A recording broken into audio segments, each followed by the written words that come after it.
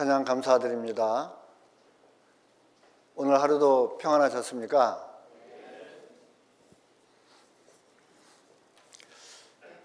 저녁에 쉬셔야 되는데도 불구하고 말씀을 듣기 위해서 또 말씀 앞에 나오신 여러분들 감사드립니다. 오늘부터 개인적인 아주 중요한 내용을 말씀을 드릴 겁니다. 그동안 잠깐 졸았다 하더라도 오늘부터는 어떻게든지 졸지 마시고 잘 들어주시면 좋겠습니다. 함께 기도하겠습니다. 사랑과 은혜가 풍성하신 살아계신 우리 아버지 하나님, 모든 사람이 구원을 받으며 또 진리를 알기를 원하시는 하나님의 마음 가운데 또 이번 한 주간 하나님의 말씀을 전할 수 있도록 기회를 주시고 또 시간을 주시고 구원하기를 원하시는 귀한 영혼들 또 말씀 앞에 인도해 주셔서 참으로 감사를 드립니다. 하나님의 말씀을 듣는 가운데 참으로 하나님의 살아계심과 우리를 향하신 하나님의 놀라운 그 마음과 계획과 뜻을 깨달아 알 수 있도록 도와주셔서 하나님과 올바른 믿음의 관계를 가질 수 있도록 도와주시고 하나님께서 주시고자 하시는 구원의 은혜를 모두 얻음으로 참된 소망을 가지고 살아갈 수 있도록 도와주시기를 또 간절히 원합니다. 오늘 증거되는 모든 말씀 가운데 주 성령께서 함께해 주셔서 하나님 앞에 겸손한 마음으로 우리의 영적인 운명을 또 발견할 수 있도록 도와주시고 하나님의 사랑과 은혜와 자비를 구하는 마음이 될 수 있도록 도와주시기를 또 원합니다. 우리를 언제나 사랑하시는 고마우신 우리 구주 예수 그리스도 이름으로 기도드렸습니다. 아멘. 시작하는 말씀으로 전도서 11장 찾겠습니다. 전도서 11장입니다. 전도서 11장 9절 말씀입니다. 한 절 말씀이니까요. 같이 함께 읽도록 하겠습니다. 청년이여 내 어린 때를 즐거워하며 내 청년의 날을 마음에 기뻐하여 마음에 원하는 길과 내 눈이 보는 대로 조차 행하라. 그러나 하나님이 이 모든 일로 인하여 너를 심판하실 줄 알라. 저희는 어제 성경에 기록되어 있는 미래에 이루어질 일들에 대해서 살펴보았습니다. 성경은 3,500년 전 또 가까이는 2,000년 전에 성경 기록이 마쳤습니다. 그리고 성경 안에는 인류 역사의 과거와 그리고 미래까지도 다 기록해 두셨습니다. 그리고 이 성경이 하나님의 말씀이라고 하는 증언과 예언의 성취를 통해서 우리에게 알려주고 있습니다. 어제는 이제 앞으로 되어질 미래, 어떤 세상이 올 것인지, 어떤 미래가 펼쳐질 것인지 성경에 미리 기록되어 있는데 그것이 우리 눈앞에서 지금 우리 현실 속에서 다 이루어지고 있다는 것을 우리는 살펴보았습니다. 현재 일어나고 있는 그런 일들을 보고 기록한 게 아니잖아요. 벌써 2000년 전에 우리 시대에 일어날 일들을 어떻게 미리 기록할 수가 있냐는 거예요. 그것은 하나님이 아니면 할 수 없는 일인 거예요. 그렇기 때문에 이 성경 말씀을 하나님의 말씀이다, 또 진리다라고 말하고 있는 거예요. 이 성경 말씀 가운데 하나라도 오류가 있거나 거짓이 있거나 잘못된 것이 있다면 이 성경은 버려야 돼요. 폐기 처분해야 됩니다. 마치 여기 물이 있는데 물에 지약 한 방울 딱 떨어뜨렸어요. 먹을 수 있습니까? 이거 다 버려야 돼요. 그런 것처럼 하나님의 말씀은 오류가 없습니다. 거짓된 것이 없어요. 그래서 진리다라고 말하고 있는 겁니다. 우리가 성경에 있는 말씀, 성경에 있는 모든 내용을 다 알아야 믿음이 생기는 건 아닙니다. 정말 믿을 수 있는 증거 한 가지만 가지고도 우리는 이 성경이 사실이라는 것, 하나님이 살아계시다는 것 분명히 믿을 수가 있어요. 우리는 그 증거를 보면 믿음이 생기거든요. 바닷물이 짜다는 거 알아보려면 그 바닷물 다 먹어봐야 아는 게 아니지 않습니까? 조금만 손에 찍어서 먹어봐도 아, 바닷물이 짜구나 하는 것은 누구나 알 수 있는 겁니다.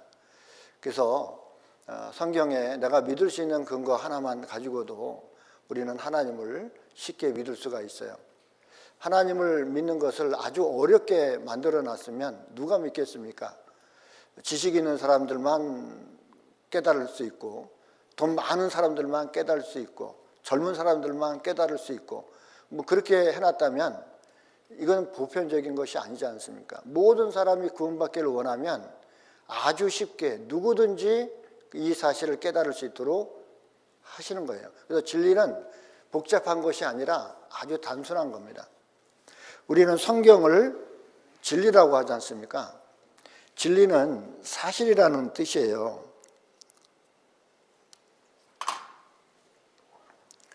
우리가 계속 성경을 배우고 있는데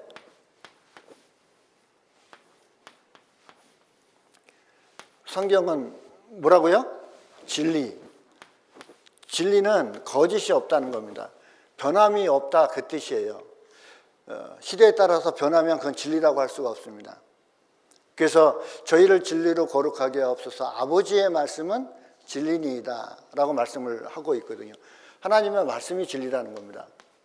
이것은 성경은 사실이라는 뜻이에요. 이 성경 내용 속에는 무엇을 증거하고 있냐면 우리가 계속 배우는 하나님에 대해서 증거하고 있고, 그리고 예수님, 내가 곧 길이요 진리요 생명이니 나로 말미암지 않고는 아버지께로 올 자가 없느니라 라고 말씀을 하고 있어요. 예수님이 곧 길이요 진리라고 말씀을 하고 있습니다. 그리고 이 성경은 성령에 대해서 증거하고 있는 책입니다. 곧 이 성경 내용 속에 하나님과 예수님, 성령, 이 세 분의 역사가 담겨 있는 거예요. 우리는 예수님을 통해서 구원을 받으면 성령을 받게 됩니다. 그래서 요한복음 17장 3절에 보면 영생은 유일하신 참 하나님과 그의 보내신 자 예수 그리스도를 아는 것이니이다. 예수님을 통해서 구원을 받으면 성령을 선물로 받는다고 말씀을 하고 있어요. 이것은 내일 말씀을 좀 드리고요. 오늘은 구원을 받기 위해서 필요한 것이 있습니다. 구원은 죄에서 우리를 구원하는 거예요. 그렇기 때문에 하나님 앞에서 내가 죄인이다라는 사실을 깨달아야 되는 겁니다. 우리가 몸이 좀 아픈데 도대체 무엇 때문에 아픈지, 왜 아픈지 모르면 어디 갑니까? 어디 가요? 무당 찾아갑니까? 절 찾아가요? 몸이 아프면 어디 가요? 병원 가는 거예요. 병원 가서 진찰을 하죠. 제가 여기 좀 아픈데 좀 뭐 때문에 아픈지 모르겠어요. 그러면 이제 정밀 검사를 받고 원인이 이겁니다. 이것 때문에 아픕니다. 뭐 위염이 있다든가 아니면 관절이 아프다든가 여러 가지 그 원인을 찾아내서 그 다음에 처방을 하죠. 처방을 하기 위해서는 그 원인을 정확하게 알아야 돼요. 그 병의 원인을 알고 그리고 그 병에 맞는 수술을 하든가 아니면 약을 먹든가 아니면 주사를 맞든가 이렇게 해서 병을 고치게 됩니다. 그런 것처럼 우리가 마음의 고통은 다른 것이 아니에요. 이 죄 때문에 괴로운 겁니다. 죄를 짓고 기분 좋은 사람 없죠? 죄를 지으면 왠지 마음이 무거워요. 죄를 지으면 그 마음의 고통이 있습니다. 그런 것처럼 하나님과 우리 사이의 관계는 이 죄 문제가 있어요. 그 죄 문제를 해결하기 전까지는 우리는 결코 하나님께 갈 수도 없고 또 천국에 갈 수도 없습니다. 그래서 이 죄 문제를 반드시 해결을 해야 되는데 그 죄가 무엇인지 알아야 돼요. 사람들은 살아가면서 모든 사람들이 이 정도 죄는 짓고 사는 거 아니야? 사람들이 욕심 안 부리고 살아가는 사람이 어디 있어? 다른 사람한테 한번 미워하지 않고 살아간 사람이 어디냐? 그렇게 말하고 있거든요. 그것도 되냐라고 하지만 기준은 내가 정하는 것이 아니라 하나님이 정하시는 거예요. 그래서 내가 보는 나, 이제는 내가 보는 나, 내가 평가하는 나가 아닙니다. 다른 사람이 나를 어떻게 평가하느냐, 어떻게 보느냐, 그것이 중요한 것이 아니라 이제는 하나님이 나를 어떻게 보느냐, 그것이 아주 중요한 겁니다. 오늘 이 시간에는 하나님이 나를 어떻게 보는지 하나님의 시각으로 나를 한번 살펴보는 그런 시간이 됐으면 좋겠습니다. 지금 읽은 말씀 속에 여기 보면 청년이여 내 어린 때를 즐거워하며 내 청년의 날을 마음에 기뻐하여 마음에 원하는 길과 내 눈이 보는 대로 조차 행하라. 여기까지 읽으면 아주 좋죠. 내 인생 내 거니까 내 자유, 내 마음대로 살아간다. 하나님은 사람들이 어떻게 살든 간섭을 안 해요. 사사건건 참견을 하지 않습니다. 그러나 이게 문제입니다. 그러나 하나님이 이 모든 일로 인하여 그다음에 뭡니까? 너를 심판하실 줄 알라. 살아가는 거는 마음대로 살아가도 좋다. 원하는 대로 살아가도 좋다. 그러나 반드시 기억할 것은 너를 심판하실 줄은 알아. 이게 뭐예요? 사람은 반드시 심판을 받습니다. 짐승은 심판을 받지 않아요. 동물도 심판을 받지 않습니다. 왜? 심판받을 그 책임이 없어요. 그러나 사람은 특별한 존재입니다. 하나님께서 특별히 영혼을 주셨기 때문에 하나님의 형상을 닮은 영을 주셨기 때문에 영적인 존재인 거예요. 사람은 죽기 위해서 태어난 것이 아니라는 겁니다. 분명한 목적이 있어요. 그 목적을 이루어야 된다는 겁니다. 그래서 자신의 삶에 대해서 평가를 받는 존재는 사람밖에 없어요. 사람이기 때문에 심판받는 겁니다. 죽으면 그만이다 라고 할 수가 없습니다. 반드시 심판이 있다는 거예요. 그게 문제인 겁니다. 누구든지 하나님의 법 앞에서 심판을 받는다는 거예요. 기준이 뭡니까? 하나님의 법 앞에서. 사람들은 자신이 믿는 신 앞에서 심판을 받는 줄 알아요. 그건 착각입니다. 어떤 신을 믿었든 어떤 종교를 가졌든 모든 사람들은 죽음을 건너가면 하나님 앞에 서게 돼 있어요. 아마 그때 깜짝 놀랄 겁니다.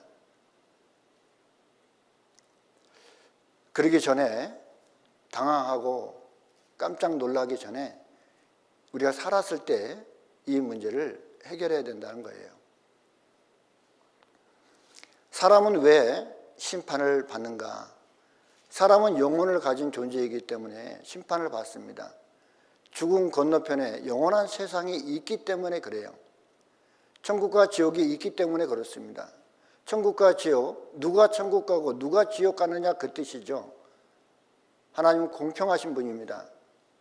많은 사람들은 천국 가고 지옥 가는 문제를 나름대로 기준을 삼죠. 착하게 살고 선하게 살고 종교적으로 열심히 살면 좋은 데 갈 거라고 생각합니다. 그리고 악하게 살고 죄를 짓고 살아가면 지옥 갈 거라고 생각을 해요. 그래서 내가 이렇게 살다가 지옥 가지 이런 마음도 먹거든요. 자, 천국과 지옥 가는 그 기준은 사람이 정하는 것이 아니라 하나님이 정하시는 거예요. 죄를 많이 지었다고 해서 지옥 가는 것도 아니고 아주 선하게 살았다고 해서 천국 가는 것도 아닙니다. 그러면 도대체 천국 가고 지옥 가는 그 기준이 뭐냐는 거예요. 기준. 하나님은 그 기준을 정하셨습니다. 그 기준을 모르기 때문에 사람들은 열심히 교회 다니다가 지옥 가는 거예요. 사람이 죽으면 누구든지 백보자 심판대 앞에 서게 되어 있습니다. 많은 사람들은 하나님 앞에 가면 이런 천칭 저울이 있어서 한쪽에는 선한 일을 많이 한 것, 착한 일하고 종교적으로 아주 선하게 살아간 것 올려놓습니다. 남 도와준 일들. 그리고 이쪽은 죄를 올려놔요. 내가 이제까지 살아온 거에 대한 죄. 그래서 무게를 서로 재서 선한 일을 많이 하면 천국 갈 줄 생각합니다. 그리고 그래도 죄가 많다고 생각하면 어디 갑니까? 지옥 간다고 생각을 해요. 이렇게 생각하면 100% 지옥 갑니다. 이런 심판을 생각하면 절대로 천국 갈 수 없습니다. 다 지옥 가는 거예요. 왜냐하면 하나님 앞에서의 심판대는 무엇을 묻습니까? 죄를 물어요. 죄. 이제까지 선하게 살았냐 착하게 살았냐 그거 안 물어봅니다. 너 죄 있어 없어 그거예요. 이제까지 살아오면서 하나님이 정한 죄, 그 죄를 어겼다라고 하면 죄를 하나라도 져도 어디 갑니까? 지옥 가는 거예요. 100개 져도 지옥 가는 겁니다. 1000개 져도 어디 갑니까? 지옥 가는 거예요. 바위만, 무거운 돌만 바다에 빠지는 게 아닙니다. 그 바위만 물속에 빠지는 게 아니에요. 뭐도 가라앉냐면요, 작은 모래도 물에 가라앉아요, 안 가라앉아요? 물에 가라앉는 거예요. 큰 돌만 물에 가라앉는 게 아닙니다. 작은 모래도 물에 가라앉는 거예요. 그게 문제죠. 사람들은 큰 죄를 지어서 지옥 간다고 생각합니다. 아니에요. 죄가 하나 있어도 어떻게 해요? 지옥 가는 게 문제예요. 요한계시록 20장 12절에서 15절에 보면 백보자 심판 때의 모습을 이렇게 말씀을 하고 있는데, 내가 보니 죽은 자들이 물은 대소하고 그 보좌 앞에 섰는데 책들이 펴있고 또 다른 책이 펴졌으니 곧 생명책이라. 이 다른 책은 생명책이라고 얘기하고 있습니다. 죽은 자들이 자기 행위를 따라 책들에 기록된 대로 심판을 받으니 바다가 그 가운데서 죽은 자들을 내어주고 또 사망과 음부도 그 가운데서 죽은 자들을 내어주매 각 사람이 자기의 행위대로 심판을 받고 사망과 음부도 불못에 던지우니 이것은 둘째 사망 곧 불못이라. 누구든지 생명책에 기록되지 못한 자는 불못에 던지우더라. 하나님 보좌 앞에 책들이 있고 다른 책이 펴져 있는데 다른 책은 생명책이라고 말하고 있습니다. 사람들이 자기 행위를 따라 책들에 기록된 대로 심판을 받는다고 되어 있어요. 책들.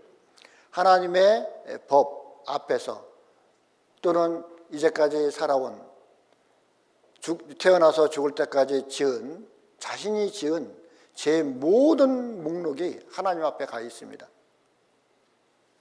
다 심판을 받는 거예요.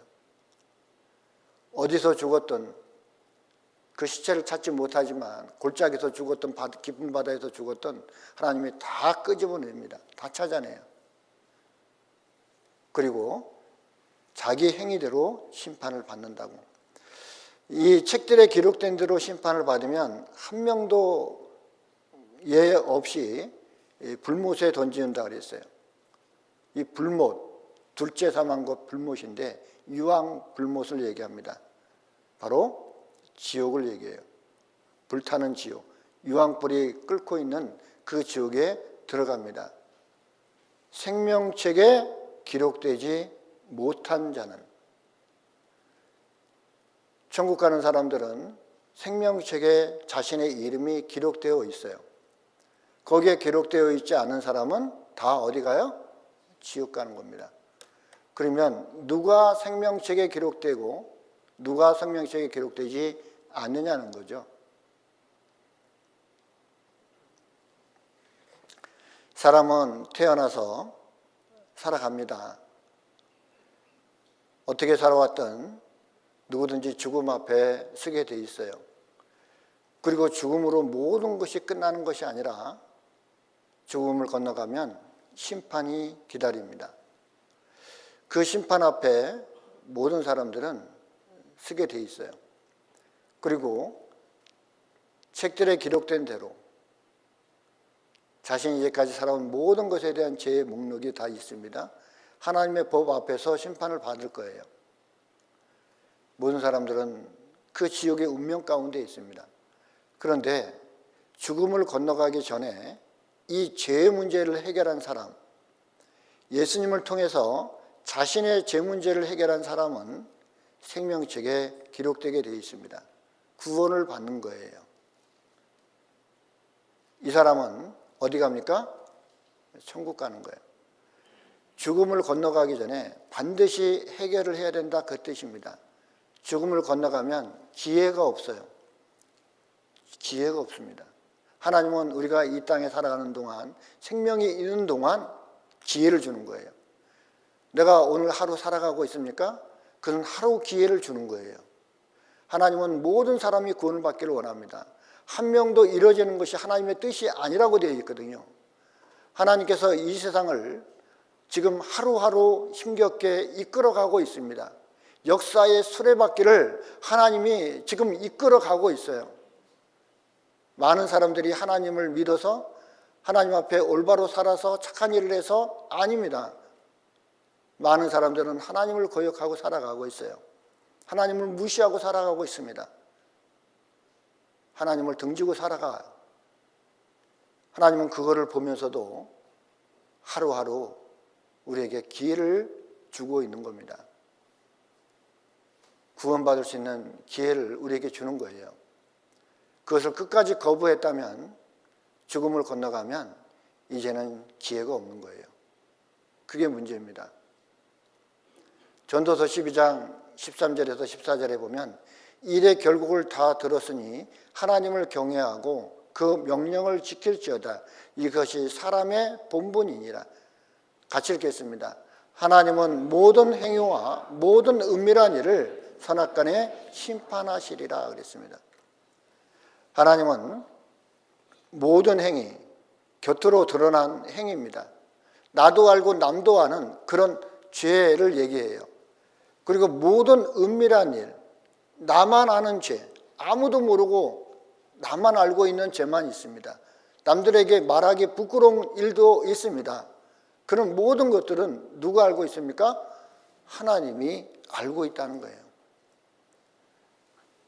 겉으로 드러난 죄든 나만 알고 있는 죄든 하나님은 다 심판한다고 말씀하고 있습니다. 제가 대구 달서에서 목회하고 있을 때 그 교회당 바로 앞에가 그 와룡산이라고 하는 게 있어요. 와룡산 계곡에서 그동안 그 개구리 소년이 있죠. 그 도룡령 잡으러 갔다가 아이들이 거기서 죽었어요. 그리고 나중에 유골로 발견됐는데 바로 그 계곡에서 유골로 발견됐습니다.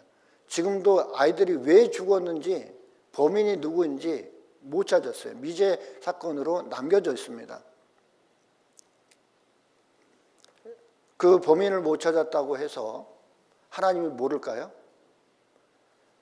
딱 세 부류는 알고 있습니다. 그 아이들은 알고 있겠죠. 그리고 죽인 사람은 알고 있겠죠. 또 누가 알고 있을까요? 하나님이 알고 있는 거예요. 이 세상에서는 완전 범죄는 없어요.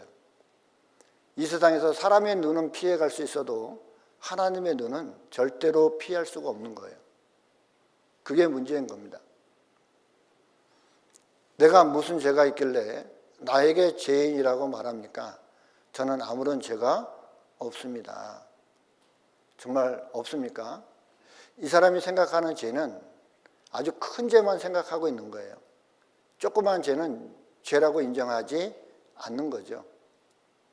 죄인이라고 하는 것은 죄를 지은 사람뿐만 아니라 그 속에 죄의 기질, 그 죄성을 가진 사람조차 하나님은 죄인이다 그래요. 죄에 속한 사람이다. 죄에 속한 사람인 거예요. 우리는 한국 사람이죠. 한국인. 우리의 국적이 한국 사람이다 그 뜻이거든요. 일본 사람은 일본인, 미국 사람 미국인 그러죠. 그런 것처럼 아담 안에서 태어난 모든 사람은 죄인인 거예요. 죄라고 하는 그 테두리 속에서 태어난 겁니다. 악한 자 편에 있는 거예요. 마귀 편에 있다 그 뜻입니다. 하나님 보실 때 죄에 속한 사람이거든요. 제가 그림을 좀 보여드리는데요. 쉽게 설명을 하려고 이렇게 좀 그림을 좀 준비했습니다. 하나님은 사랑이시다 그래요. 하나님은 사랑이라고 하는 그 성품을 갖고 계세요. 사랑. 사랑 좋죠? 사랑 싫어요? 좋아요? 사랑은 정말 좋은 겁니다. 사랑은 혼자 하는 걸까요? 상대가 있어야 되는 걸까요?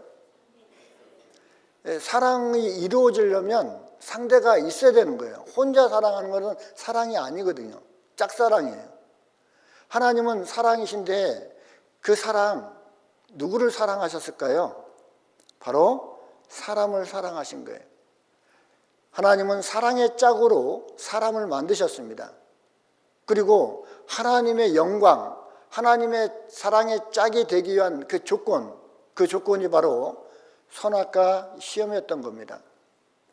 하나님의 말씀을 따르는지 안 따르는지 그 여부를 알기를 원했습니다.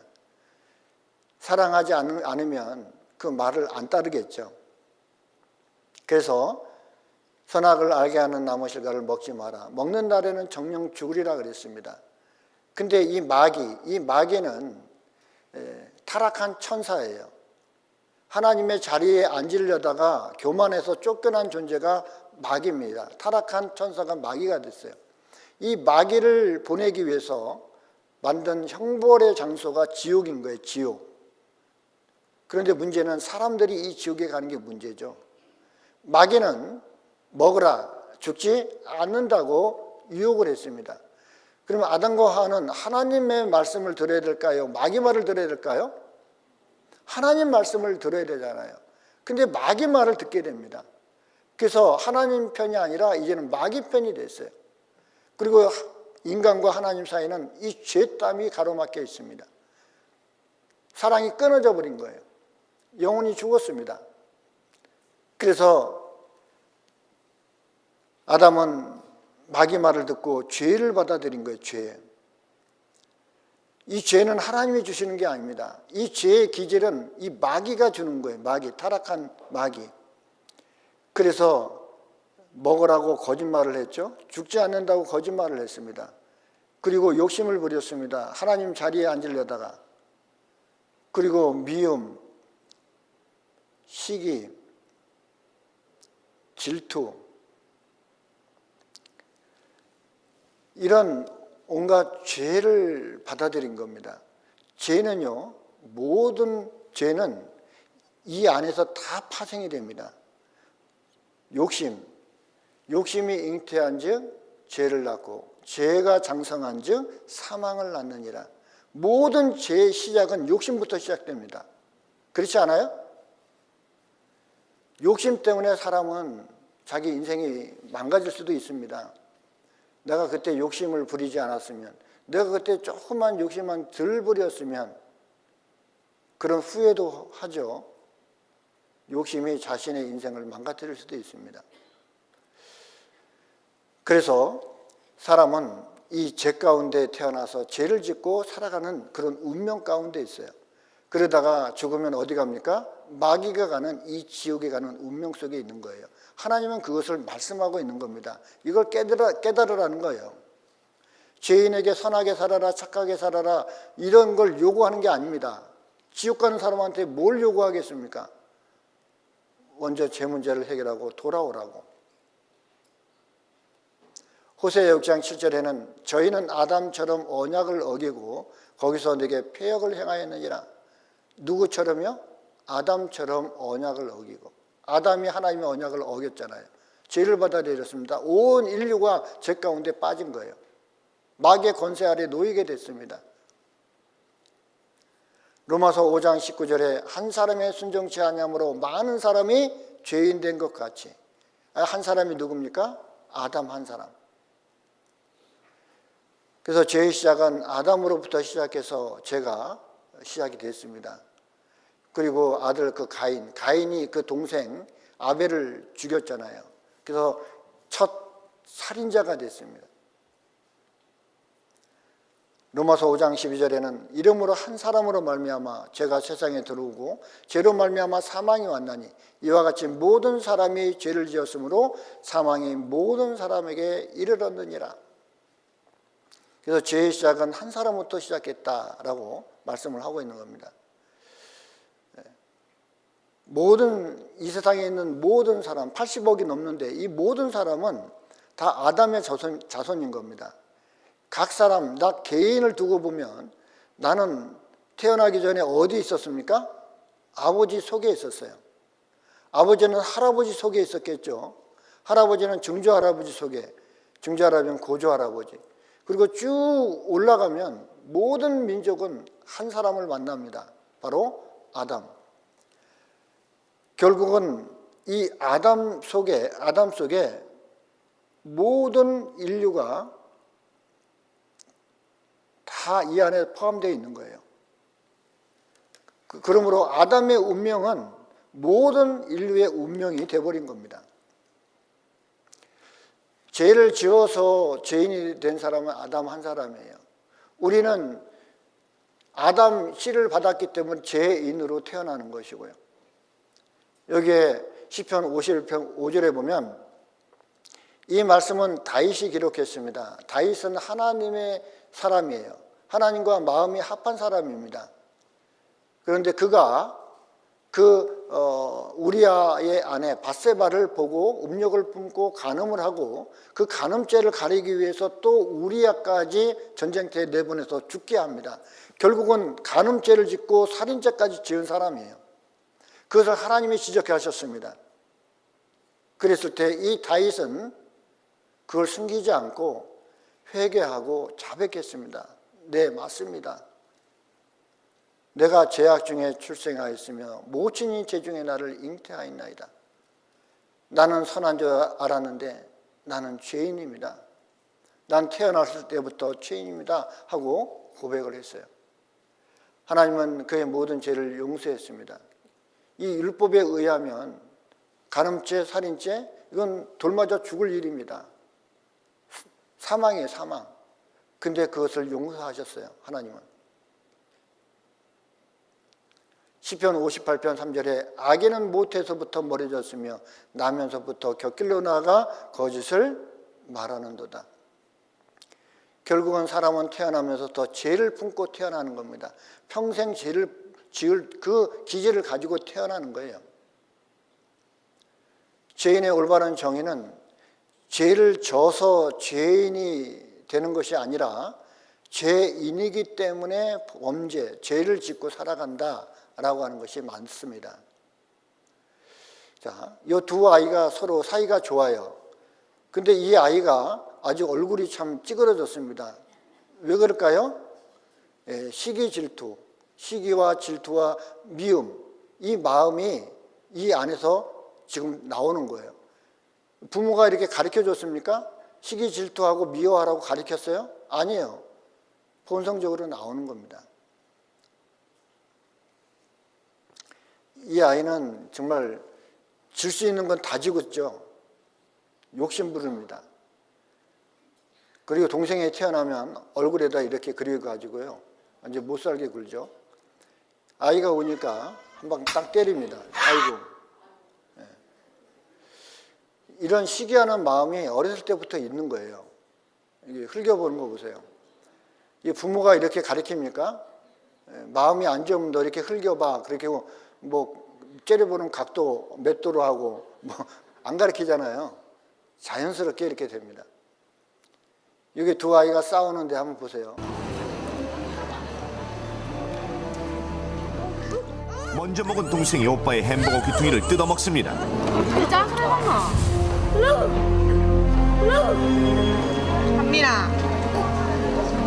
혜연이 그럼 아프지? 때리면 안 돼. 이번에는 빨대를 만져보려 합니다.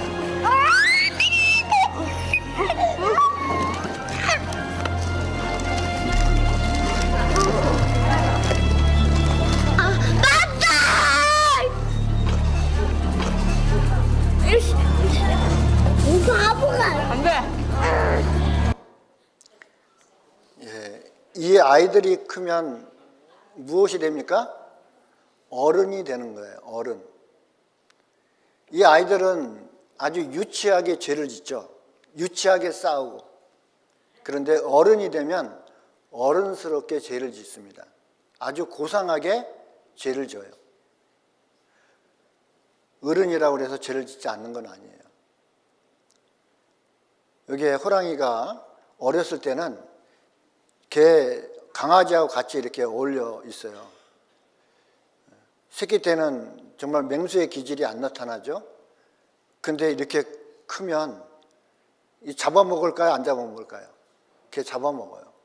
맹수의 기질이 나옵니다. 어렸을 때는 조금밖에 안 나오죠. 근데 자라면서 그게 나와요. 그것처럼 우리는 죄의 기질을 품고 살아가면서 어떤 환경이 되고 어떤 시기가 되면 그것이 나옵니다. 근본, 사람의 근본은 뭡니까?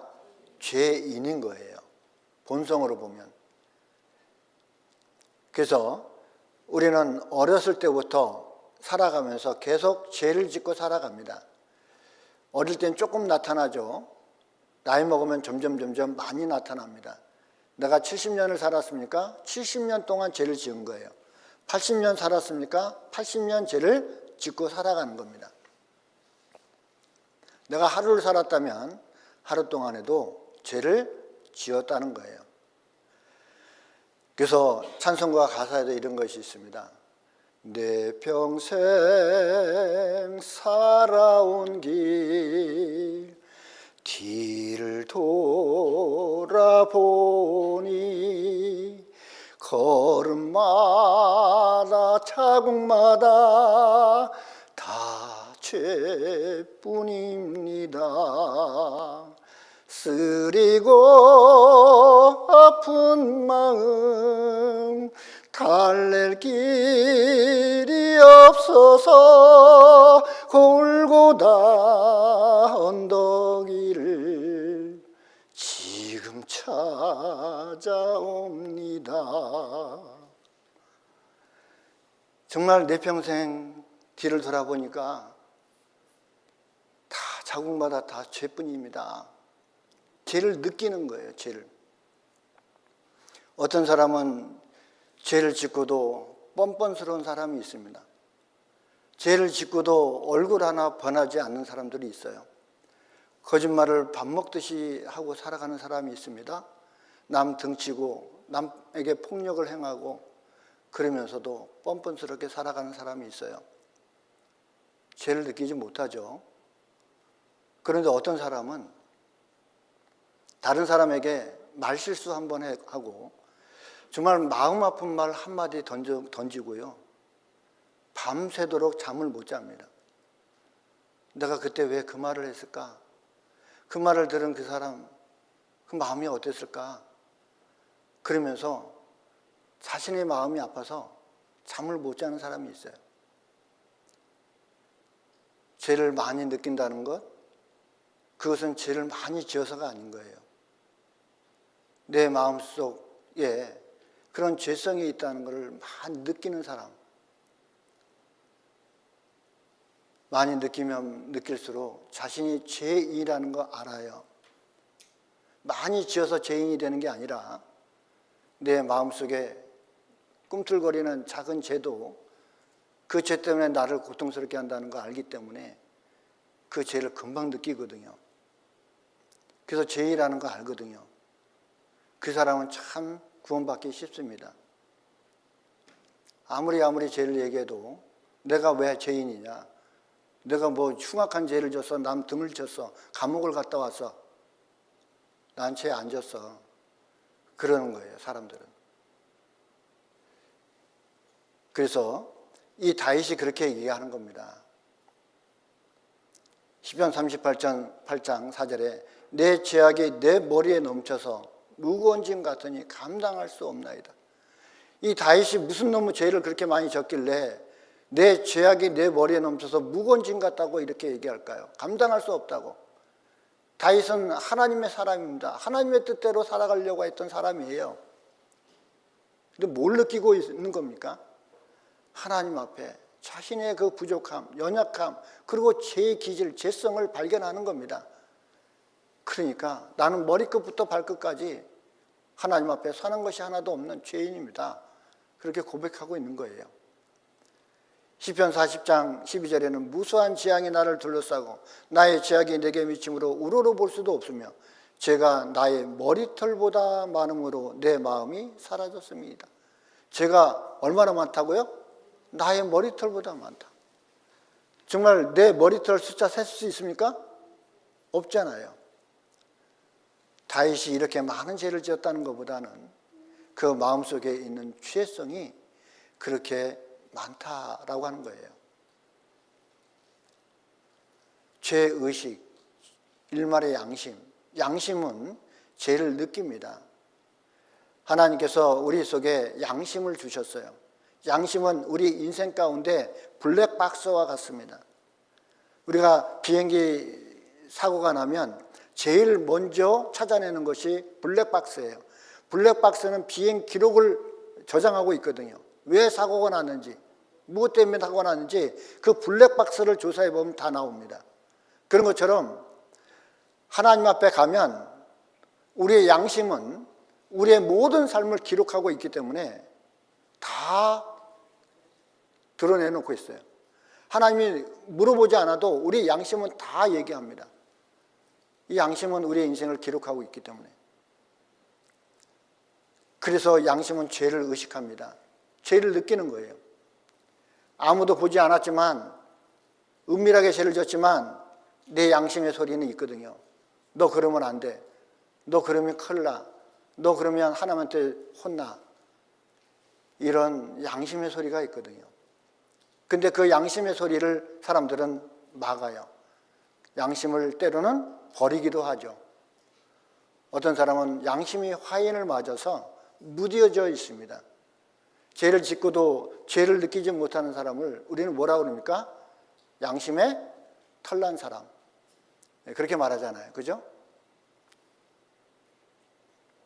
잠언 26장 24절에서 26절에 보면 감정 있는 자는 입술로는 꾸미고 그 속에는 게으를 품나니 그 말이 좋을지라도 믿지 말 것은 그 마음에 7가지 가증한 것이 있습니다. 게을로 그 감정을 감출지라도 그 악이 회중 앞에 드러나리라. 사람 마음속에는 7가지 가증한 것이 있대요. 사람은 겉으로는 얼마든지 꾸밀 수가 있습니다. 가장할 수 있다는 거예요. 척할 수 있다는 겁니다. 그러나 그 마음속에는 7가지 가증한 것이 있다. 그래서 인면수심이라고요. 이게 얼굴은 사람인데 마음은 짐승이다, 그 뜻입니다. 여기에 눈이 보이죠. 우리의 마음을 들여다볼 수 있는 눈이 있다면 아마 이렇게 다 보일 겁니다. 사람 마음속에는 7가지 짐승이 담겨 있는데 공작 같은 마음이 있습니다. 공작은 교만하고 자랑하고 뽐내고 때로는 남 무시하고 이런 마음이 있어요. 여기 고양이가 착각을 합니다. 자기가 사자인 줄 알아요. 사람들은 자기 자신을 가대평가하죠. 자랑할 일이 있으면 얼마든지 자랑합니다. 그리고 염소, 고집스럽고 음란한 동물이에요. 이 염소는. 그래서 가라면 가지 않고, 가지 말라면 가고. 사람은 참 그 고집스러운 게 있습니다. 그리고 욕심 부리는 돼지 같은 마음이 있죠. 탐심. 이 돼지는 하늘을 못 본대요. 이 고개가. 땅만 파고 다닙니다. 땅만. 땅의 것만 추구하는 것. 신령한 것은 추구하지 않아요. 그리고 자라 같은 마음, 기회주의, 게으름, 변명.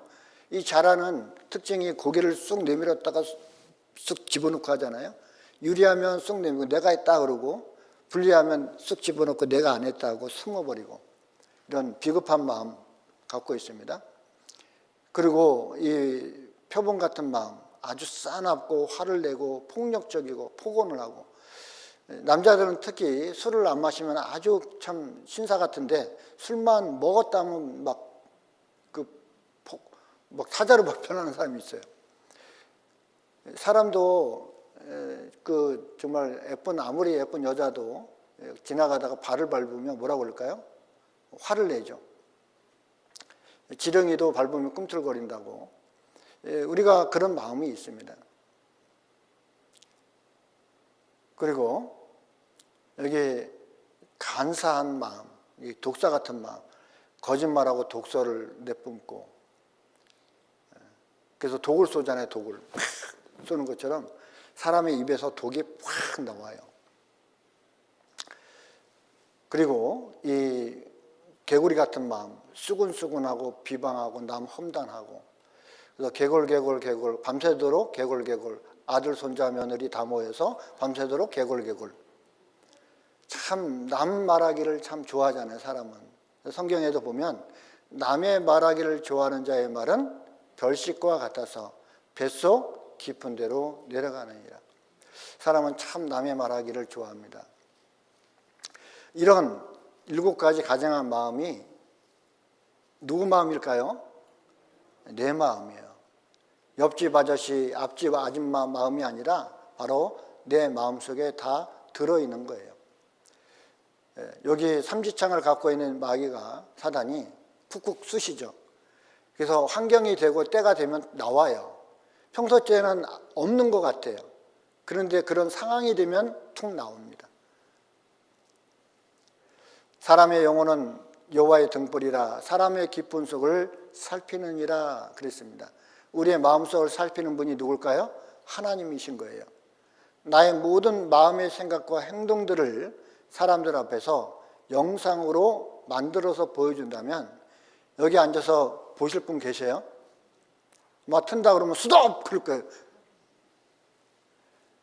우리가 곁으로 드러나는 것은 안 보이기 때문에 그렇지만 내 마음속에 있는 죄들이 있다는 겁니다. 10길 물속은 알아도 한길 사람 마음속은 알아요, 몰라요? 몰라요. 그렇기 때문에 서로 속고 속이고 살아가는 겁니다. 사기를 왜 당합니까? 모르니까 사기를 당하는 거예요. 알면 사기 당하겠습니까? 욥기 11장 11절에 하나님은 허망한 사람을 아시나니 악한 일은 상관치 않으시는 듯하나 어떻게 해요? 다 보시고 있어요. 우리가 살아가는 일상생활 속에 하나님은 그때그때마다 간섭하고 하지는 않습니다. 근데 다 보고 있는 거예요. 전도서 8장 11절에 악한 일에 징벌이 속히 실행되지 않으므로 인생들이 악을 행하기에 마음이 담대하도다. 하나님께서는 악하게 살아가는 사람 당장 벌을 내리시지 왜 저런 사람을 그대로 놔두냐고 얘기합니다. 그러면 자기는 괜찮습니까? 죄 지을 때마다 그때그때 벌을 내리면 자기는 괜찮냐고요. 성경은 사람이 곁으로는 악한 말을 하지 않고 악한 행동을 하지 않고 다른 사람에게 선행을 베풀지라도 마음속은 악하다고 말하는 겁니다. 사람은 겉모습을 보지만 하나님은 마음속을 보고 있는 거예요. 사람은 감추고 싶은 것이 있습니다. 감추고 싶은 것이 진짜 내 모습일 수도 있습니다. 시편 44편 21절에 하나님이 이를 더듬어내지 아니하셨으리까 대저 주는 마음의 비밀을 어떻게 해요? 아신다고 되어 있어요. 우리 마음의 비밀을 아시고 계십니다. 마가복음 7장 21절에서 23절에 보면 예수님께서 13가지 죄를 말씀하고 있어요. 여기에 속에서 사람의 마음에서 나오는 것은 악한 생각, 음란, 도둑질, 살인, 간음, 탐욕, 악도, 속임, 음탕, 흘기는 눈, 해방, 교만, 광폐. 이것이 사람의 마음에서 나온다는 겁니다. 이 모든 악한 것이 다 속에서 나와서 그 사람을 더럽게 하느니라. 사람을 더럽게 하는 것은 어떤 더러운 음식을 먹어서 그 사람이 더러워지는 게 아니에요. 더러운 음식을 먹었다면 그건 뱃속으로 들어가서 뒤로 나오면 그만인 겁니다. 예수님께서는 왜 이 말씀을 하셨습니까? 죄는 더러운 것인데, 악한 것인데, 그 악한 것이 다 속에서, 어디 속에서요? 마음 속에서 나온다는 겁니다. 마음 속에서 나와서 그 사람을 더럽게 한대요. 사람이 말만 하면 거짓말하고 말만 하면 사기치고 그런 사람 가까이 하고 싶어요? 멀리 하고 싶어요? 멀리 하고 싶죠. 그리고 살아가는 삶의 모습이 아주 추잡스러워요. 그런 사람을 우리는 뭐라고 합니까? 에이, 더러운 사람. 욕심 부리고 뭐 정말 그런 사람 보면 뭐라고 그래요? 아유, 더러워. 그런 사람 가까이 하고 싶지 않죠. 사람도 가까이 하고 싶지 않은데 하나님은 오직 하겠냐는 거예요. 하나님은 죄를 싫어하거든요. 사람을 더럽게 하는 것은 그 사람 속에서 나오는, 아니면 그가 하는 모든 행동이 더럽다, 그 뜻이에요. 하나님 보실 때. 이 사람은 자신의 마음속에 있는 것을 그대로 표현해서 그림을 그렸습니다. 그리고 전시를 했습니다. 누가 이 방에 들어올까 봐 겁나는 거예요. 문을 걸어 잠그고 있습니다. 내 마음을 찍을 수 있는 기계가 있다면 그 마음 뒤편에 무엇이 찍힐까요? 하나님은 중심을 보십니다. 그걸 아셔야 돼요. 사람들은 속일 수 있어도 하나님은 못 속이는 거죠. 여기에 사과가 있습니다. 먹음직스럽죠? 먹으려고 반을 잘랐습니다. 근데 속이 썩었어요. 먹을 수 있어요? 못 먹죠. 여기에 종이컵과 도자기 컵이 있습니다. 이왕이면 이 도자기 컵에다가 폼나게 커피를 마시고 싶죠. 근데 봤더니 담배꽁초가 담겨 있어요. 이걸 알고 먹을 수 있습니까? 못 먹는 거예요. 하나님도 마찬가지입니다. 우리가 어떤 사람인지를 아는데 우리를 선하다고 볼 수가 없는 거예요. 잠언 16장 2절에 사람의 행위가 자기 보기에는 모두 깨끗하여도 여호와는 심령을 감찰하시느니라 라고 말씀을 하고 있습니다. 시골에 오물통이 있습니다. 오랜 시간 놔두면 그 건더기가 이렇게 가라앉죠. 그래서 위에서 보면 굉장히 깨끗해요. 맑아요. 그런데 막대기를 집어넣고 휘 젖으면 다 올라옵니다. 사람들은 아무런 일 없이 평온할 때는 선한 사람 같아요. 그런데 어떤 환경이 바뀌고 죄가 나올 수 있는 환경이 딱 되면 다 튀어나온다는 겁니다. 에레미야 17장 9절에서 10절에 보면 만물보다 거짓되고 힘이 부패한 것은 뭐라고요? 마음이라 그랬어요. 저는 처음에 이 말씀이 이해가 안 됐습니다. 아니, 세상에 더러운 것도 많고 부패한 것도 많은데 왜 사람의 마음이라 그럴까? 사람 마음도 깨끗한 사람도 많은데 라고 생각을 했어요. 그런데 말씀을 듣다 보니까 제 마음을 보니까 정말 그렇구나, 이해가 됐습니다. 세상에는 정말 화장실도 있고 쓰레기장도 있고 밤새 술 먹고 그냥 오익 해가지고 그냥 오바이트 해가지고 그 해놓은 그것도 더럽잖아요. 그런데 그거보다도 더 더러운 것은 사람 마음이라고. 누가 이를 알려마는, 능히 이를 알려마는 나 여호와는 심장을 살피며 폐부를 시험하고 각각 그 행위와 그 행실대로 보응하나니 그랬습니다. 마음속에 있는 죄가 있습니다. 이런 많은 죄가 사람 마음속에 이미 있어요. 마음에 있습니다.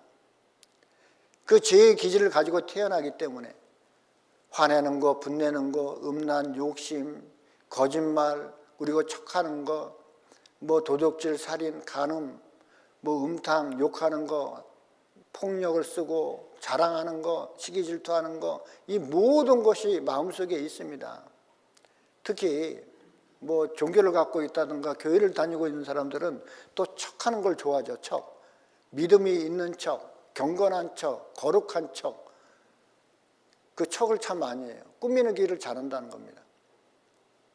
근데 이 모든 것을 다 드러내고는 못 살지 않습니까? 내 마음이 막 나오는 대로 살 수도 없잖아요. 그걸 양심으로 막습니다. 양심이 그걸 막아요. 사회적인 체면이 그것을 막습니다. 교양과 학식이 그걸 막습니다. 종교가 그것을 막아요. 사회적인 지위 때문에 죄를 짓지 못하고 살아가는 사람도 있습니다. 사람이 보는 이목 때문에도 이 죄를 억누르고 살아가요. 때로는 이 죄를 지으면 감옥 가는 불편한 일이 있기 때문에 그것을 참고 살아갈 수밖에 없죠. 우리는 그런 사람들을 착한 사람, 선한 사람이라고 말하고 있어요. 그러면 하나님께서도 선하게 볼까요? 하나님은 외모를 보는 게 아니에요. 외형을 보는 것이 아니라 우리 마음속을 보고 있거든요. 한번 실험해 볼까요? 우리가 어떤 사람인지 한번 실험해 볼까요? 양심도 없어요. 사회적인 체면도 뭐가 없습니다. 교양, 학식 다 때려쳐요. 종교 없습니다. 사회적인 지위, 이목 필요 없어요. 나 감옥 가도 좋아 하면 다 튀어나옵니다. 그렇죠? 내가 선해서 착해서가 아닌 거예요. 이것 때문에 못하고 있는 겁니다. 한번 실험해 볼게요. 하루 24시간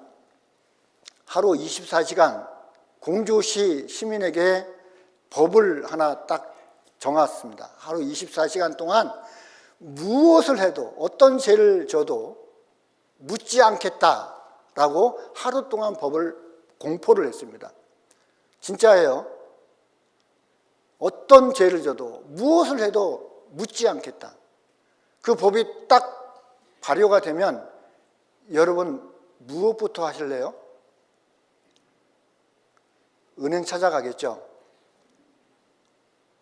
아니면 평소에 내가 원수처럼 여기는 사람, 그동안 내가 소리나지 않는 총이 있다면 내가 저 사람부터 죽여야 되겠다. 그런 사람도 있을 거고 내 마음을 정말 아프게 하는 사람도 있었을 거예요. 그 사람 찾아가서 빵 하고 죽이고 싶겠죠. 그런 마음도 있을 겁니다. 그런데 그 법이 딱 공포가 되면 여러분들은 문을 잠그고 나가지 말아야 돼요. 절대 나가서는 안 됩니다. 왜요? 나 죽이러 오는 사람이 있거든요. 나를 죽이러 오는 사람이 있어요. 반드시 있어요.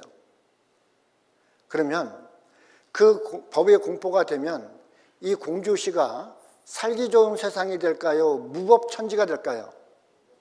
예? 거 봐요. 속에 있는 게 다 나온다니까요. 사람들은 선하게 살아가는 쪽이 아니라 이 속에 있는 그동안 억눌려 있었던 제 본성들이 다 튀어나오는 거예요. 사람들은 그걸 억누르고 살아가니까 착한 줄 알아요. 선한 줄 압니다. 우리는 이것 때문에라도 죄를 억누르고 살아가는 것 뿐이에요. 죄가 없어서가 아니거든요. 다 보시고 계셔요. 여기 할아버지가 식사를 하는데 여기에 똥이 많이 묻어있는 구더기와 깨끗한 구더기가 올라왔습니다. 할아버지의 눈에는 이 다 구더기가 더러운 구더기예요. 딱 쓸어버렸습니다. 이 깨끗한 구더기가 할아버지 이 구더기 잘못 봤어요. 저는 이 더러운 구더기하고 차원이 달라요. 저는 목욕도 하고 향수도 뿌리고 얼마나 깨끗한지 몰라요. 그러면 그럴수록 어떨까요? 더 징그럽죠? 에이 더러운 구더기하고 다 쳐버립니다.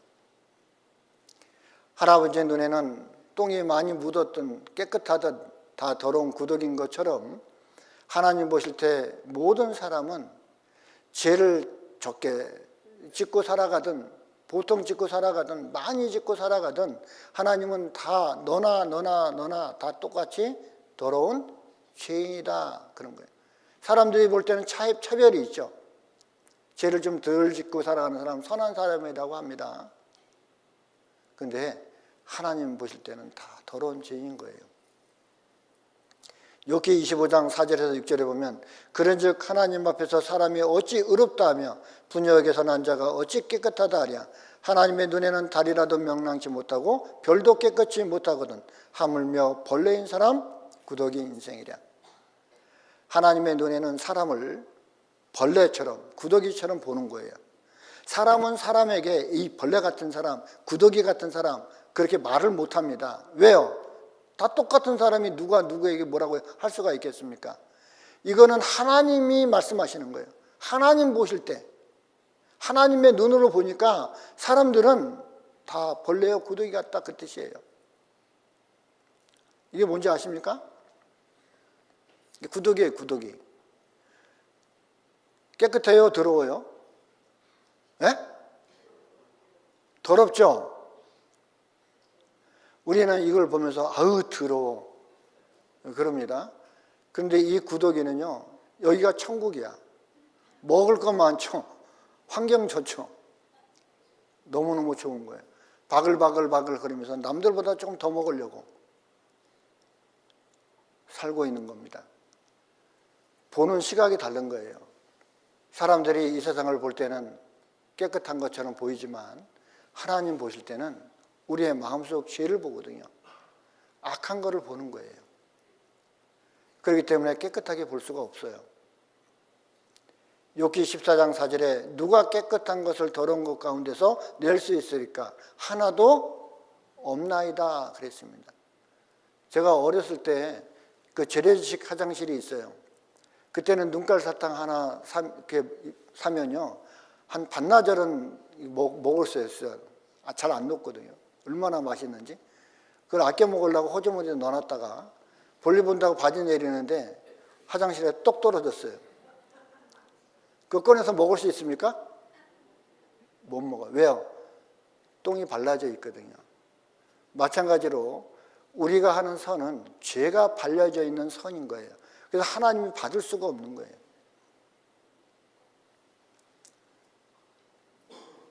사람은 이렇게 얼굴은 웃고 있습니다. 가면을 쓰고 있는 거예요. 근데 속은 어때요? 칼을 품고 있어요. 사람들은 겉으로는 사이가 좋은 것처럼 그리고 아무런 일이 없는 것처럼 이렇게 가장하지만 속으로는 어때요? 언젠간 내가 가만 안 놔도 언젠간 내가 복수할 거야. 그런 마음도 갖고 있거든요. 그래서 위선, 사람이 하는 선은 위선이다 그래요. 위선. 퍼스널리티, 근데 인격이라는 뜻인데 요 사람이 하는 행위는 그 선은 다 위선이다 라고 얘기하는 겁니다. 거디 착할 선.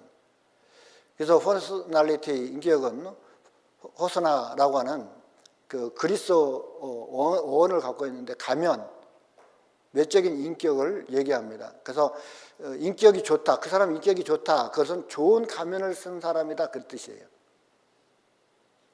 욥기 35장 7절에서 8절에 보면 네가 의로운들 하나님께 무엇을 드리겠으며 그가 네 손에서 무엇을 받으시겠느냐. 네 악은 너와 같은 사람이나 해할 따름이요 네 의는 인생이나 유익하게 할 뿐이라. 사람이 짓는 죄는 사람을 해할 수 있죠. 근데 하나님은 영향을 안 미칩니다. 내 의 또한 인생이나 유익하게 할 뿐이다. 사람이 선하게 살고 착하게 살고 남 도와주고 이웃을 도와주고 그러면 아이고 고맙습니다. 감사합니다. 이 은혜를 어떻게 갚을까요?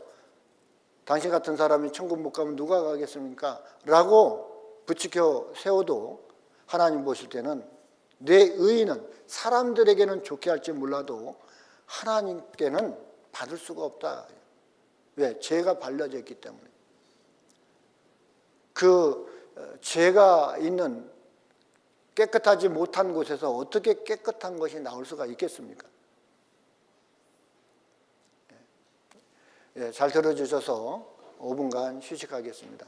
계속해서 말씀을 드리겠습니다. 로마서 3장 찾겠습니다. 로마서 3장. 로마서 3장 10절부터 12절까지입니다.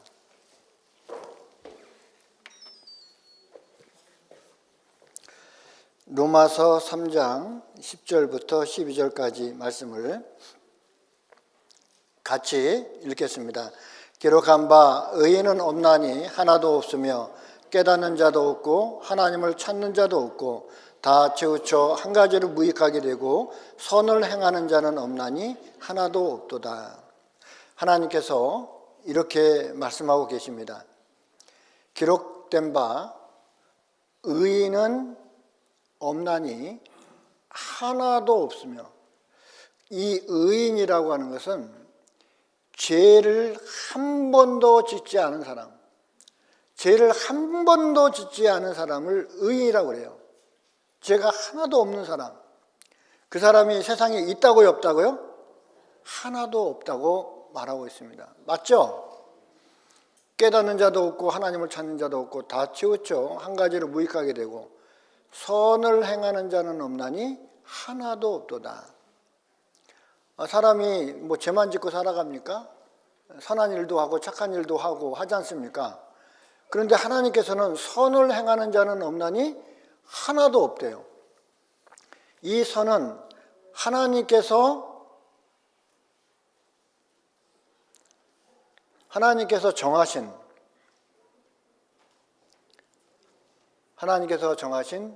기준이에요, 기준.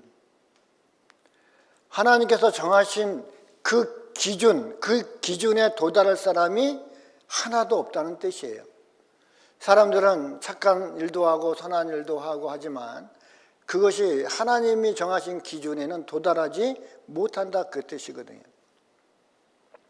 모든 사람이 하나님의 선의 기준에 이르지 못한다는 것이 문제예요. 여기 이 사람은 인생 밑바닥에서 살아가는 사람입니다. 그래서 사람들이 볼 때 아유, 저 어떻게 사람이 저렇게 살아? 뭐 감옥 들락날락하고 사기치고 남 폭행하고 이런 사람들. 그리고 보통 살아가는 사람들이 있습니다. 어떤 사람은 아주 선하게 살아요. 종교인들 특히. 이 종교인들은 남들보다 그래도 좀 선하게 살아가려고 노력하죠. 그리고 뭐 어떤 산에 올라가서 속세를 떠나서 죄를 멀리하고 또 살아가는 사람들이 있습니다. 보통 사람들보다는 죄를 좀 덜 짓겠죠. 그런 사람이라 하더라도 하나님 볼 때는 다 기준 미달입니다. 기준 미달. 선이라고 보지가 않는 거예요. 그래서 총 맞고 죽으나 대포 맞고 죽는 건 마찬가지. 접시물에 코 박고 죽는 거나 깊은 물에 빠져 죽는 거는 마찬가지.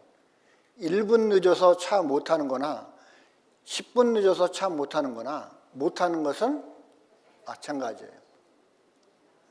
사람이 죄를 많이 지어서 지옥 가는 게 아닙니다. 하나님이 정하신 기준에 사람들은 도달할 수가 없다는 거예요. 의인은 없나니 하나도 없다고. 선을 행하는 자는 없나니 하나도 없다고. 전도서 7장 20절에 선을 행하고 죄를 범치 아니하는 의인은 세상에 아주 없느니라 그랬어요. 사람들이 선을 행하기도 하죠. 맨날 죄만 짓고 살아가지 않지 않습니까? 그런데 사람들이 살아가면서 선도 행하지만 죄도 짓는다는 게 문제입니다. 그래서 왔다리 갔다리 이러면서 살아가는 거예요, 사람은. 만약에 은행에서 1억을 훔쳐서 1,000만 원을 가난한 사람들을 위해서 기부했다면 죄가 있을까요, 없을까요? 당연히 죄가 있죠. 그렇죠? 아, 나 1억 훔쳐서 좋은 일 했어. 그렇게 할 수가 없죠. 사람들은 좋은 일도 하지만 또 죄를 짓고 살아가는 거예요. 하나님은 그 선하게 살아갔냐 그거 물어보는 게 아니고 죄 있냐 없냐 그걸 물어보는 거예요. 그래서 하나님 말씀 앞에서 자신을 발견해야 됩니다. 소크라테스가 네 자신을 알라고 그랬잖아요. 네 자신을 알라. 하나님 앞에서 자신의 그 신분, 그 운명을 깨달아라. 자기의 처지를 깨달아라 그 뜻이거든요. 또 하나는 하나님 앞에서 네가 얼마나 귀한 존재인지 깨달아라. 정말 우리는 그 사실만 깨달으면 우리 그 운명이 달라져요. 운명이. 그래서 우리는 이 말씀 앞에서 자신을 한번 비춰봐야 됩니다. 뭐 내가 무슨 죄를 졌냐라고 하면 하나님께서는 우리에게 10가지 계명, 10계명을 딱 주실 겁니다. 정말 자신의 얼굴에 무엇이 묻어 있는지 거울을 보기 전까지는 알지 못해요. 사람이 얼굴에 뭐 묻히고 다녀도 모르잖아요. 그런데 보니까 너 얼굴에 뭐 묻었어. 뭐가 묻었다고 그래? 거울 가서 봐. 그럼 거울 보면 어때요? 여기 뭐 묻었네 하고 그때 발견하죠. 그런 것처럼 자신의 마음속에 있는 죄가 무엇인지 몰라요. 그런데 이 성경 말씀에 비춰보면 성경 말씀은 거울과 같습니다. 내 마음을 비춰주거든요. 그것도 많은 것보다 10가지 계명, 그 계명 앞에 내가 과연 죄가 있는지 없는지 확인을 해보는 겁니다. 그래서 한번 자기 점수를 한번 이렇게 한번 매겨보세요. 하나님 앞에 가서 심판받기 전에 모의고사를 보는 거예요. 모의 시험, 모의 재판을 받아보는 거예요. 과연 나는 하나님의 법을 통과할 수 있는 사람인지 아니면 통과하지 못할 사람인지를 봐야 됩니다. 자, 10계명, 10가지 계명 앞에 이제 하나씩 한번 자신의 마음을 살펴보세요. 제일 마지막 계명이 탐내지 말아요. 탐내지 마라. 탐내는 건 죄다 그 뜻이거든요. 이제까지 태어나서 죽을 때까지 내가 한 번이라도 탐낸 적이 있다면, 욕심 부린 적이 있다면 여기에 걸리는 거예요. 탐내지 마라. 사람은 욕심에 항상 끌려 살아갑니다. 이 물고기가 IQ가 0.3이래요. 금방 낚시에 물려가지고 이제 올라왔는데 이제 살려줬어요. 근데 또 물고 올라와요. 그런 것처럼 사람의 욕심은요 한도 끝도 없어요. 욕심이 잉태한 즉 죄를 낳고 죄가 장성한 즉 사망을 낳느니라 그랬거든요. 그래서 욕심이 자신의 인생을 망쳐놓을 수도 있잖아요. 욕심이 없으면 참 편한데 모든 게 다 욕심으로부터 시작이 됩니다. 욕심 안 부린 적 있어요? 내가 욕심 부렸다 그러면 X. 그리고 이웃에 대하여 거짓 증거하지 마라. 거짓말하지 마라 그거예요. 거짓말. 이제까지 태어나서 한 번이라도 거짓말 했다면 걸리는 겁니다. 거짓말에 무감각한 현대인 그랬습니다. 지각하면 차 맡겼고 숙제 집에 두고 와. 숙제 안 해오면 집에 두고 왔대요.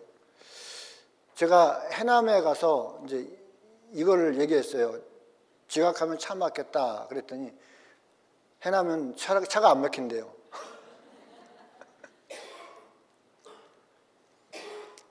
엄마 아빠 거짓말 1, 2가 나중에 놀자 돈 없는데 여자가 남자보다 말을 잘할 뿐더러 거짓말도 잘한대요. 여자들은 참 이렇게 말을 하는 그런 기능이 있는 것 같아요. 재능이. 하루 종일 얘기해도 지치질 않아요. 우리 집사람이 그래요.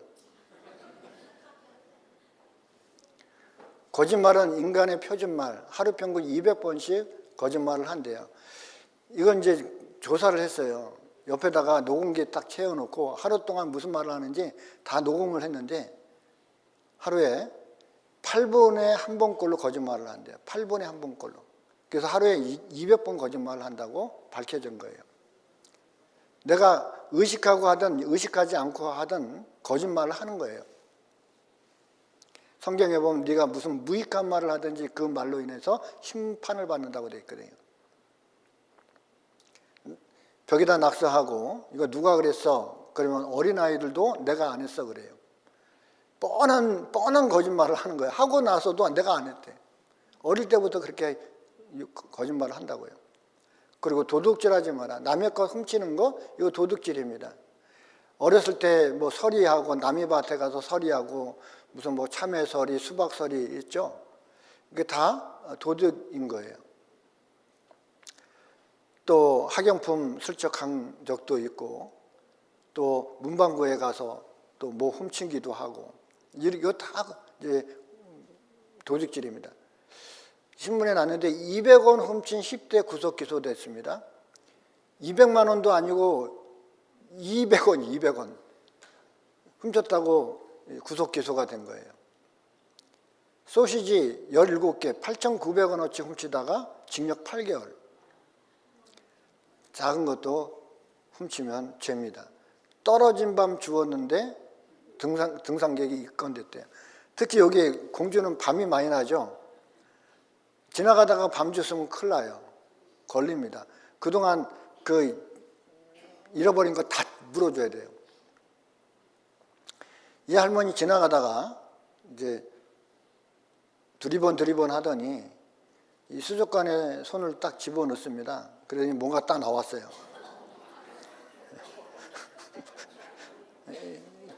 지금 킹크랩인가 아무튼 대게를 하나 갖고 갑니다.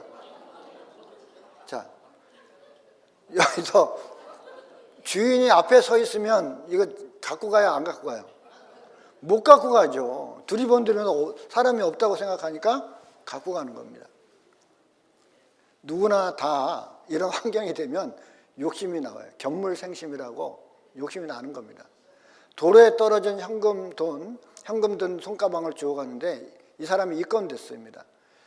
제명을 보니까 점유 이탈물 횡령 혐의로 땅에 떨어진 거 주워서 가면 그것도 죄인 거예요. 도둑이에요. 도둑. 가만 놔둬야 돼요. 우리 어렸을 때 부모님 호주머니에서 돈 갖고 갔죠. 부모의 물건을 도둑질하고 죄가 아니라 하는 자는 멸망케 하는 자의 동물이다. 아버지 호주머니가 내 호주머니고 아버지 돈이 내 호주머니고 그게 아니죠. 이렇게 지식을 훔치는 것도 도둑입니다. 컨닝하는 거. 대학생 컨닝 심각, 죄의식 못 느껴 더 큰 문제다. 그 지식을 훔치는 것도 도둑입니다. 자, 간음하지 말라. 다른 남자, 다른 여자. 만약에 어떤 결혼을 하고 배우자 외에 다른 사람과 성행위를 하면 다 간음입니다. 그리고 결혼하기 전에 혼전, 성관계하는 것도 다 음행인 거예요. 하나님은 그 성을 부부에게만 허락했습니다. 부부. 그러니까 부부 외의 모든 성행위는 하나님은 다 간음이다라고 말씀하고 있는 거예요. 예수님께서는 마태복음 5장 27절에서 28절에 또 간음치 말라 했다는 것을 너희가 들었으나 나는 너희에게 이르노니 여자를 보고 음욕을 품는 자마다 마음에 이미 간음하였다. 사람은 실질적으로 그런 행위를 해야 간음죄를 졌다라고 말을 하지만 하나님은 이미 마음속에 음욕을 품는 그 자체도 너 이미 간음했다라고 말씀하고 있는 거예요. 기준이 더 높아요. 나쁜 줄 알지만 억제불능의 욕심, 지나가는 여자 힐끔힐끔 쳐다보는 것 또한 간음죄입니다. 음란한 잡지, 이 할아버지는 앞에 뭐가 있나 들춰보죠. 젊은 사람이나 나이 먹은 사람이나 똑같은 마음을 갖고 있습니다. 여기에 거리에 한 여자를 보냈어요. 그리고 사람들의 반응을 봤습니다. 특히 남자들의 반응을 봤어요. 똑같이 다 쳐다보는 거예요. 거리에 예쁜 여자 한 명을 내보냈습니다.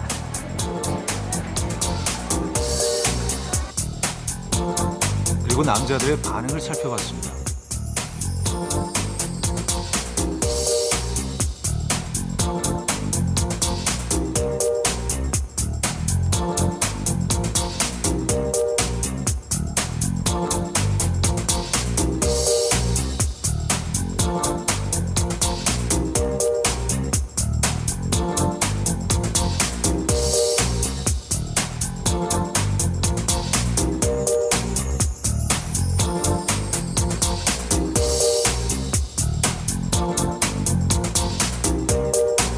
다를까 대부분의 남자들이 한 번쯤은 고개를 돌립니다. 그것도 나이와 세대를 초월해서 말입니다. 여러분들은 어떠세요? 만약 제가 저기 있었다 해도 비슷하게 행동하지 않았을까 싶습니다. 젊은 사람이나 허리 꼬부라진 할아버지나 다 똑같이 쳐다보잖아요. 그 사람 마음속에 있는 거예요. 히브리서 13장 4절에 보면 이렇게 말씀합니다. 모든 사람은 혼인을 귀히 여기고 침소를 더럽히지 않게 하라. 음행하는 자들과 간음하는 자들을 하나님이 심판하시리라.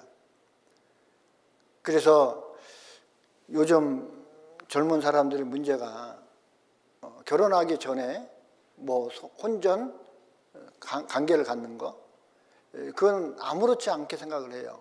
근데 하나님 앞에서는 다 음행입니다. 부부에게만 허락된 거예요. 그 외에는 아닙니다.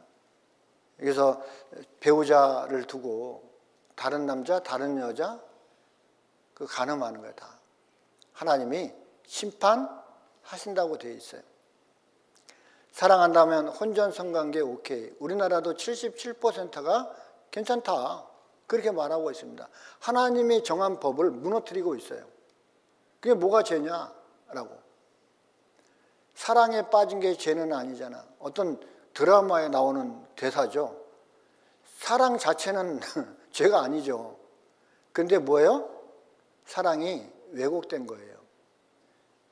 자기 아내를 두고 다른 여자를 사랑한다는 게 그 사랑입니까? 사랑한다는 명목으로 죄를 짓는 거예요.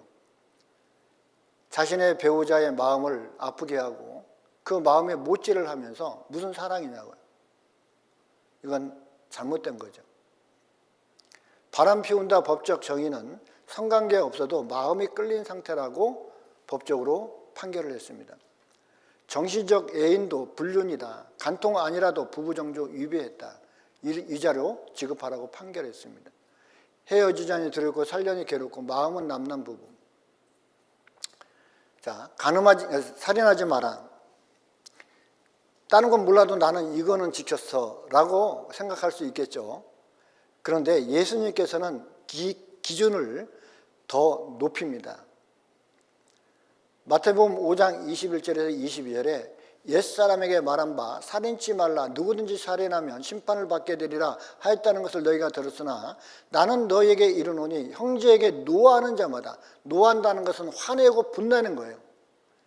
심판을 받게 되고 형제에 대하여 라가라, 욕이에요. 히브리 말로 욕입니다. 우리나라 사람들 욕 참 잘하죠. 찢어 죽일 놈, 뭐 파묻어 죽일 놈, 육실할 놈, 막 그 욕 한 가지만 하더라도 공의에 잡히게 되고, 미련한 놈이라고 하는 자, 인격 모독하고 남 비하하고 조롱하고 이 돌대가리야 뭐 이런 얘기하는 거 다 어디 들어간다고요? 지옥불에 들어가게 되리라. 한마디 하더라도, 한 번 화를 냈다면 살인죄입니다. 요한일서 3장 15절에는 그 형제를 미워하는 자마다 살인하는 자니 살인하는 자마다 영생이 그 속에 거하지 않는 것을 너희가 아는다. 미워하는 자마다 뭐라고요? 살인한 자다 그랬어요. 그러니까 결국은 살인죄가 처음부터 시작된 게 아니라는 겁니다. 어떤 살인죄가 이루어지기 위해서는 반드시 먼저 동기가 있어야 돼요. 그 동기가 어디서부터 시작되냐면 마음속에 있는 미움으로부터 시작된다는 거예요. 미움이 싹 터서 나오는 겁니다. 그래서 처음에는 마음에 미움이 싹 터요.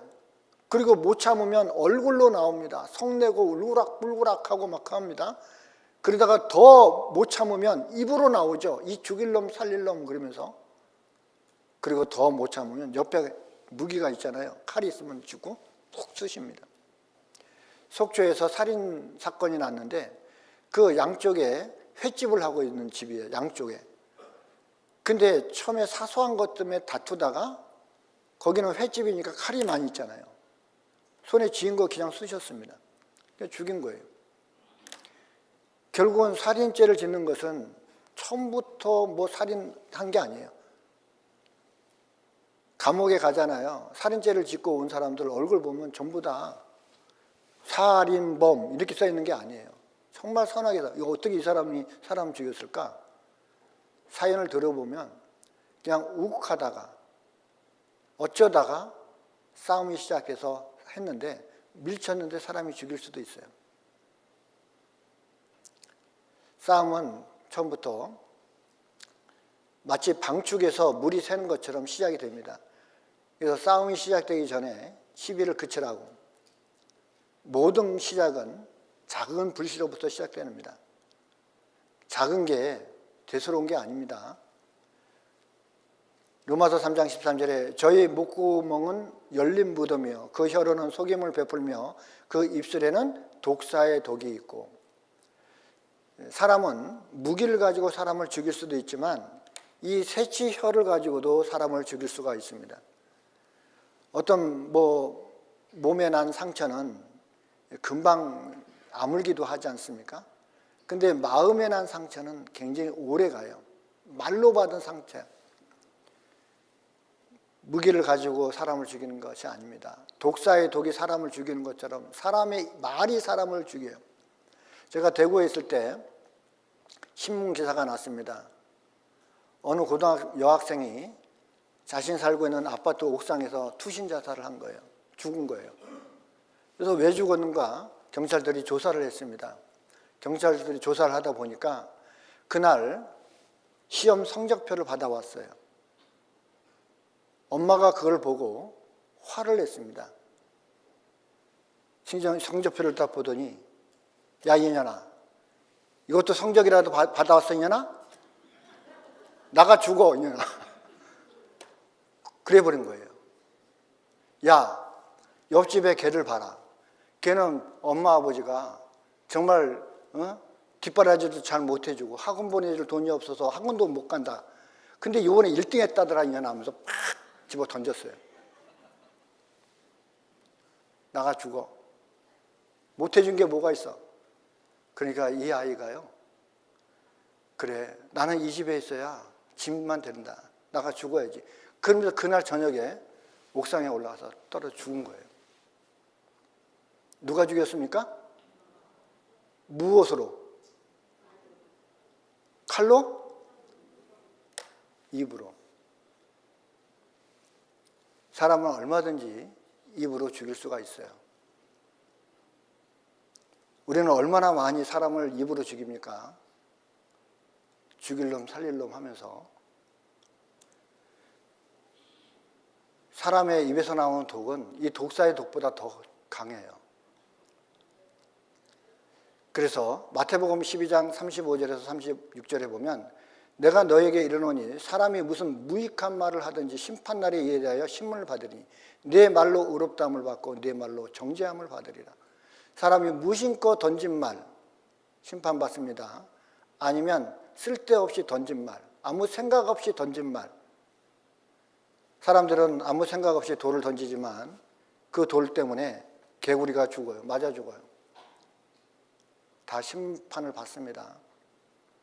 또 낙태는 어떤 경우에도 살인 행위입니다. 하나님께서 사람에게 생명을 주지 않습니까?